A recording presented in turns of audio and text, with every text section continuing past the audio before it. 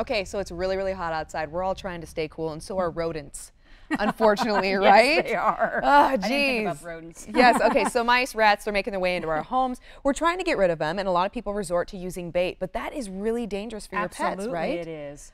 It's, you know, and it's interesting because I see a lot of people come in, oh, I was just cleaning out my garage. I don't know where this came from. Here's this rat poison, and I think my dog ingested it. Oh, what no. do I do? Yeah. And, you know, it's very scary and it's life-threatening because it not only kills rodents, can kill your pets. Yes. Yeah. Okay. So then, how do we know if our dog or our pet has ingested rodent bait? Often we don't. Often we see them come in sick. Okay. So they'll start showing clinical signs of what type of rat bait they ingested. Sometimes you'll see green granules. If you know the green granules or blocks, you can see that they ate the green granules. You'll see the remaining rat bait box that says poison on it. So look for evidence around the Evidence area. around. They can poop out green granules as well. Signs that you can see if it's the anticoagulant type, problems breathing, pale gums, bleeding. You can see blood in the stool, vomiting blood. So it basically does to your pet what it does to the rodent. Yes, it does. Oh my and then gosh. there's a different type. Bromethalin actually can cause seizures, neurologic changes, and that's also life-threatening. So there's there's many types of rat poisons, but the two most common we see are the anticoagulant type or bromethalin, and they're both very, very dangerous. And Laz right here is having a good time on the shag rug. This is how you want your pet to behave normally. So clearly, if they've ingested something, they're not going to be their silly selves, right? Oh, he's They're just gonna be having fun. Yeah, he's having fun. But if your pet's sick, they're not going to be fun like Laz right now. So he's just an example of how you want your pet to behave.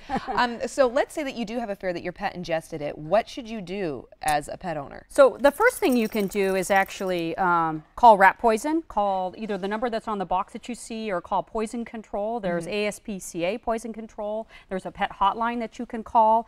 And what you're seeing on the video there is Shelby. Shelby was actually admitted to the hospital last week. She ingested rat bait, and unfortunately the owner did not know. There she is when she's getting better.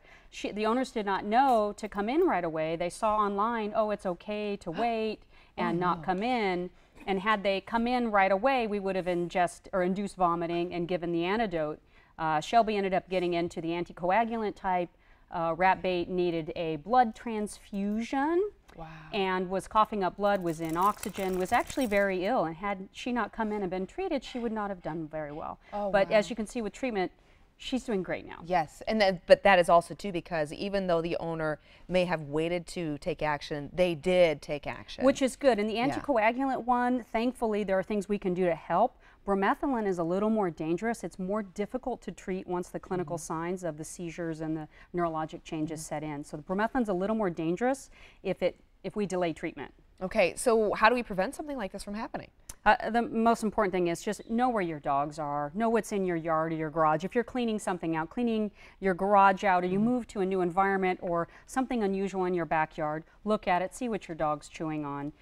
Most of the time they're, oh, it's no big deal. Well, it may be a big deal. Okay, all right, so pay attention and take care of your furry That's babies right. just like you do your babies that don't have fur. Hopefully your children have fur. I don't know. In there. Okay, thank you so much, Dr. Lisa Hess. Thank you, Laz. We'll see you back here tomorrow, everybody, 11:30 right here on Sacramento.